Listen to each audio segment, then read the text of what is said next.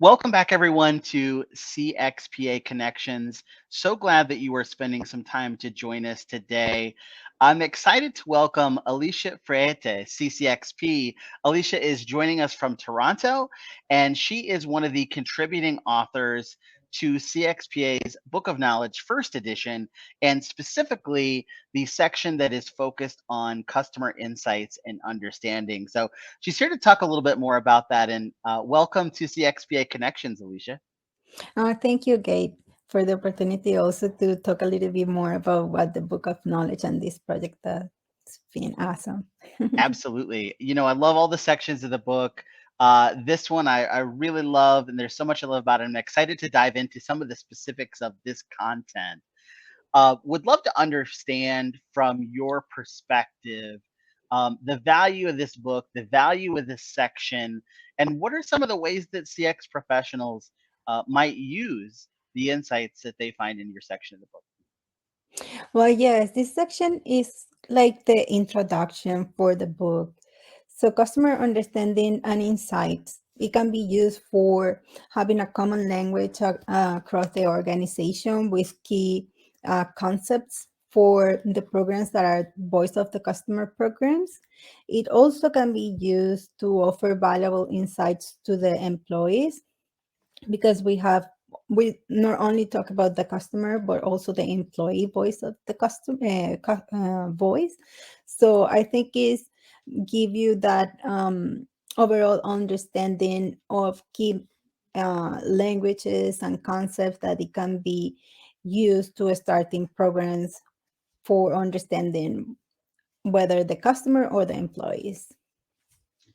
Yeah, I love that this section is so full of rich examples and practical considerations on the customer insight side, on the employee insight side. There's really so much ground that's covered and so many sources that you all utilize to build this out as well. Would love to get your understanding too in terms of how do you feel? Um, what do you feel is it that makes this book and this section unique? Because there are a lot of CX Mhm. blog posts and pieces of guidance and anecdotes that are out there. What makes this unique from your perspective? But I think it's unique because all of the author for the Book of Knowledge itself, for all the sections, we come together from different backgrounds, different countries, different levels within the organization.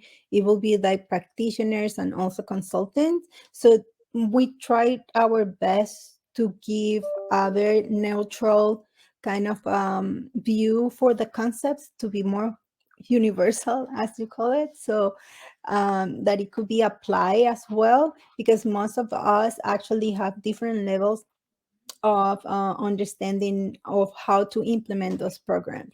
So we did it in different industries. We sometimes did big programs or smaller ones. So that's give that uniqueness view for this project that we did. Yeah. I love that. To me, it's working on this project is such an illustration of the value of an association like CXPA because, like you said, brings together people across industries, across geographies, across tiny VOC programs Mhm. versus large scale VOC programs to bring that all that perspective together into a unified document. I think is so compelling and so valuable. So let's dive in deeper now. What's a passage from this section or a quote from this section that you feel is particularly compelling or representative of the quality of the content that someone would find inside? Yeah, it was difficult for me to choose one. But one of the things that is very important in this section is that feedback, right? How to listen to the customer or the employee. And most of the time we think about it is something that you ask for it. But sometimes you don't ask for it, and customers or employees actually provide that feedback. So it's on, or sometimes you think that you ask everything, but what about if you didn't ask everything? So here is this passage that I think is important too. As CX professional, it is important to develop ways to manage, review, and analyze unsolicited comments, inquiries, complaints, and complements. Strategize then on the best ways to respond to unsolicited feedback with internal teams from corporate communication, legal, marketing, product sales, and operations as appropriate. I love that. And one of the things I also love about your section as well is the fact that you created to illustrate these, these principles and these concepts. You created a fictitious CX company with fictitious CX professionals, and that story is interspersed throughout some of the examples and some of the other sections throughout. So I love that because we follow these professionals along their own journey to better understanding their customers, to getting buy-in for their insights efforts among their leadership team. And I think it's such a rich, example that so many of the people reading the book are going to be able to relate to. Yes, and nowadays that we need to also give that understanding, right, and that storytelling about um, our um, our concept to put it in a more graphic way, and it's kind of a fun Yeah, when you find all those little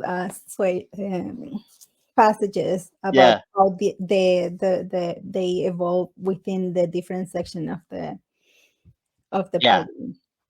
Absolutely. And so, I know, Alicia, having an experience like this where you contribute to a book like this is such a massive undertaking and a learning experience in and of itself as, Mhm. as an author. So, what are some of your key learnings or takeaways, piece of advice related to insights and understanding that you think CX leaders should know or maybe might overlook? Yes, I think one important part of the full project itself is the common language that we need to use across the organization to understand what means customer experience.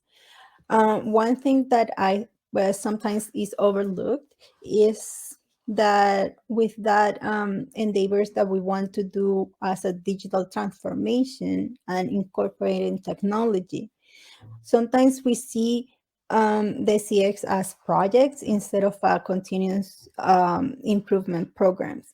So never lose the sight that it's not a start and end, but it's actually a continuous improvement.